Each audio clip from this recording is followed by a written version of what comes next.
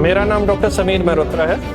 मैं interventional cardiologist और cardiac electrophysiologist हूँ। चीफ कैथ लैब और यूनिट इंचार्ज हूँ आर्टेमिस के कार्डियक सेंटर में। Artemis better than cure. आपको अपने शरीर की खुद जिम्मेदारी लेनी है।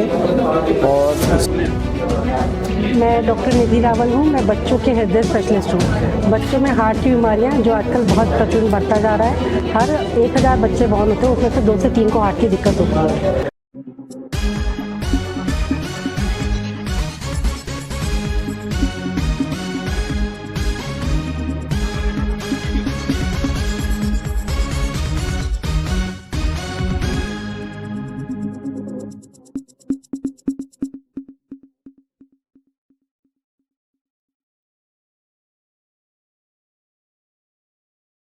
मेरा नाम डॉक्टर समीर मेहरोत्रा है।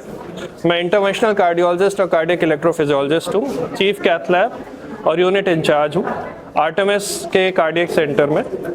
आर्टेमिस व्हील और स्पोक मॉडल पे काम कर रहा है। हमारा सेंटर हब आर्टेमिस का ये मेन हॉस्पिटल है जो कि गुड़गांव में है, और हमारे मल्टीपल पेरिफेरल सेंटर्स हैं जिनके साथ हम टेली मेडिसिन और बाकी टेक्नोलॉजी के साथ इंटरेक्ट करके वहाँ पे भी मरीजों की मदद करने की कोशिश कर रहे हैं ताकि हम उनको बेहतर इलाज अवेलेबल करा सकें। इसके साथ साथ हम अपने आसपास की सोसाइटी में, स्कूल्स में, कॉरपोरेट सेटअप्स में लोगों के लिए सडन कार्डियक अवेयरनेस के बारे, सडन कार्डियक अरेस्ट की अवेयरनेस बढ़ा रहे हैं। एक सडन कार्डियक अरेस्ट का मरीज को सेव करने से आप एक जान बचा सकते हैं। अगर आप मुझसे पूछेंगे वर्ल्ड हार्ट डे पे मेरा मैसेज क्या है, each and every person should learn CPR, that is cardio pulmonary resuscitation.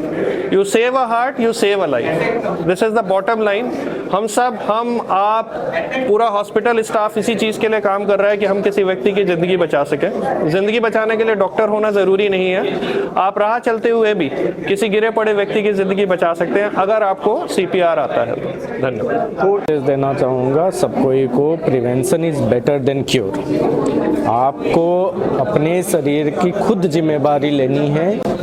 और स्ट्रेस, हाइपरटेंशन, शुगर जैसे चीज़ों को हमें कंट्रोल में रखनी है। नियमित व्यायाम करनी है, घी तेल वगैरह कम खानी है।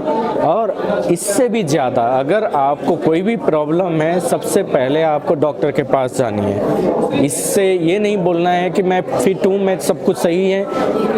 बहुत सारे फिट लोगों को हम लोगों ने देखे हुए हैं हार्ट अटैक के साथ आते हुए। तो ज़रूरी ये है कि डॉक्टर के पास जानी है, सलाह को माननी है, और सर्टेन जो इन्वेस्टिगेशन रहती है, जो पता लगाने की इन्वेस्टिगेशन वो करा के अगर कुछ निकलता है तो ट्रीटमेंट लेनी है। इससे फ़ायदा क्या होगा कि फर्दर हार्ट डैमेज होने से रुकता है, और रुक जाने के चलते क्या होता है कि आपकी हार्ट फील्ड भी स्वस्थ रहता है। एंजियोप्लास्टी होने के बाद कई सारी बार आप सुनेंगे कि मीन्स हार्ट की फंक्शन कम हो गई, उसको हम प्रिवेंट कर सकते हैं टाइमली हॉस्पिटल जाने से।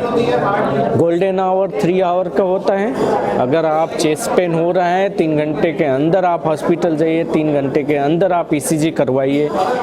कई लोग बोलते हैं हमें कि मीन्स ECG देख के डॉक्टर ने बोला एंजियोग्राम कर लो। ये एक मिसकंसेप्शन है। सबसे पहला अगर छाती में दर्द हो रहा है, सबसे पहला इन्वेस्टिगेशन ही ECG है। अगर ECG में चेंजेस आता है तो हम कोई और टेस्ट की इंतज़ार ही नहीं करते हैं। हमें होता है कि एंजियोग्राम करनी है, एंजियोग्राम करके अगर नस में ब्लॉकेज है उसको खोलनी है। अगर हम ब्लड टेस्ट का वेट करने लगे, 2 घंटा हमारा वेस्ट हो गया, उसमें तो मसल ख़त्म हो जाएगी। तो ये है। हाइपरटेंशन का लक्षण क्या है? देखिए, हाइपरटेंशन का बहुत सारे लक्षण रहते हैं। पहले तो अगर सडनली ब्लड प्रेशर बढ़ता है तो आदमी को चक्कर लगता है, गिर सकता है, बेहोश हो सकता है। लंबे टाइम से अगर हाइपरटेंशन चल रहा है तो हार्ट की चमड़ी की मोटाई बढ़ जाती है, मसल की मोटाई बढ़ जाती है, तो उसके चलते रिलैक्सेशन नहीं होता है, सांस की दिक्कत शुरू हो जाती है किसी से।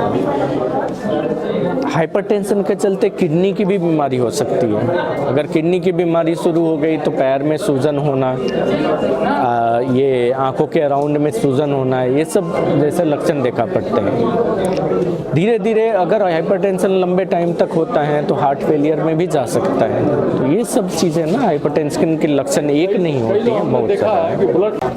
मैं डॉक्टर निधि रावल हूँ। मैं बच्चों के हृदय स्पेशलिस्ट हूँ। बच्चों में हार्ट की बीमारियाँ जो आजकल बहुत प्रचलन बढ़ता जा रहा है, हर 1000 बच्चे born होते हैं उसमें से 2 से 3 को हार्ट की दिक्कत होती है। उनके लिए मैं बोलना चाहती हूँ कि हार्ट की बीमारियाँ जो हैं उसका इलाज है। अगर जब भी कोई बच्चे को दिक्कत होती है कि उसका बार बार निमोनिया हो रहा है, सांस चढ़ रहा है, नीला पड़ रहा है या पनप नहीं रहा, तो तुरंत बच्चों के डॉक्टर को मिलें और उसका ईको कराएं। ईको से इलाज भी उसको सब पता चल जाता है कि उसको क्या हार्ट में दिक्कत है, और हार्ट की दिक्कत होती है क्या होता है, छेद है या वैल्व में सिकुड़न है, जिसका इलाज पूरा पॉसिबल है। हमारे में मिथ्या वैल्यू हुई है कि अगर हार्ट का इलाज अगर कोई है, बीमारी है, तो उसका इलाज एक बार वो बच्चा ठीक नहीं हो सकता। ऐसा नहीं है, बच्चों का इलाज पूरी तरह संभव है अगर उसका हम सही टाइम पे उसको पहचान सके, उसकी जांच करा सके, तो उसका इलाज पॉसिबल है। और आर्टेमिस ऐसे बच्चों को बहुत सपोर्ट करता है जिनमें हार्ट की अगर फाइनेंशियली भी और सर्जरी में भी हेल्प करता है, जिससे कि हम ज़्यादा बच्चों का इलाज करा सकें। बस जागरूक होना जरूरी है कि ऐसे इलाज पॉसिबल है हार्ट का बच्चों का। अगर आपको बैठे बैठे अचानक छाती में दर्द उठने लगे, सांस फूलने लगे, पसीना आने लगे, या आपको ऐसा लगे कि आपको गैस की शिकायत हो रही है और उसके साथ साथ आपको पसीना बहुत तेजी से आ रहा है, घबराहट हो रही है, तो आपको इस चीज़ को कभी इग्नोर नहीं करना चाहिए। कम से कम किसी लोकल नर्सिंग होम या अस्पताल या लोकल डॉक्टर के पास जाके एक ईसीजी जरूर करा लेनी चाहिए। ईसीजी हमारे हृदय का आईना होता है। अगर ईसीजी में आपको चेंजेस आ रहे हैं और हार्ट अटैक आ रहा है तो आपको इमीडिएटली किसी बड़े सेंटर पे रश करना चाहिए। अगर ईसीजी आपका नॉर्मल होता है और आपके सिम्टम्स रिकवर कर जाते हैं तो अच्छी बात है। ईसीजी नॉर्मल है लेकिन अगर आपकी तकलीफ खत्म नहीं हो रही है तो उसके बावजूद भी आपको किसी कार्डियक सेंटर पे जाके एक बार कार्डियक इवैल्यूएशन करा लेना चाहिए। अटैक में का मतलब होता है कि हमारे हार्ट की एक नाड़ी में ब्लड फ्लो 100% बंद हो गया है। अगर कोई पाइप 100% बंद हो गया है क्लॉट की वजह से, तो उसको खोलने के 2 ही तरीके हैं, या तो उस नाड़ी में अंदर जाके उसमें स्टेंट डाल के बाहर आए, या फिर अगर आपके पास उतना टाइम नहीं है, मरीज कहीं किसी दूर दराज में रहता है, तो खून पतला करने की दवा आती है, उस दवा को आप उस मरीज को दे के आप उस नाड़ी को खोलने की चेष्टा कर सकते हैं। हमारा मेन पर्पज ये है कि उस मरीज की आर्टरी में ब्लड फ्लो एस्टैब्लिश होना चाहिए ताकि उसके तकलीफें कम हो और उसकी मसल को हम बचा सकें। ये कितना खर्चीला है जो आपका इलाज? अगर आप दवा देते हैं, जो आज आधुनिक दवाएं आ रखी हैं, तो उसमें तो 70 से 80 हज़ार की दवा होती है और 2-3 दिन का एडमिशन प्लस होता है, जो आप किसी लोकल पेरीफेरी में भी करा सकते हैं अगर वहाँ पे वो दवा अवेलेबल है तो।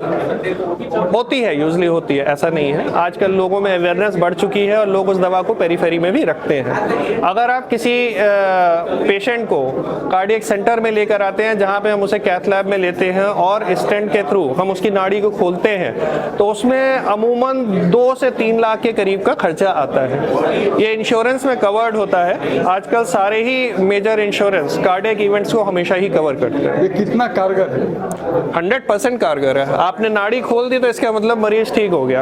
हार्ट सर्जरी की नौबत कब आती है? हार्ट सर्जरी की नौबत तब आती है जब आपके हार्ट में 3 नाड़ियां होती हैं और तीनों नाड़ियों में खूब सारे ब्लॉकेजेस हैं, या ब्लॉकेजेस ऐसी पोजीशन में हैं जहां पे उन ब्लॉकेजेस को खोलने के बाद जब आप स्टेंट डालते हैं तो आगे स्टेंट में दिक्कत आने की पॉसिबिलिटी ज़्यादा है, या वहाँ पे कई बार वेसल्स में चूना जमा होता है। चूना जमा होने पे आप उस कैल्शियम को अगर नहीं हटा सकते हैं तो वहाँ पे स्टेंट खुलाना मुश्किल होता है, तो फिर आप बाईपास के लिए जाते हैं, या फिर उस मरीज के हार्ट का एक वॉल लीक कर रहा है और उसकी तीनों नाड़ियों में ब्लॉकेज भी है।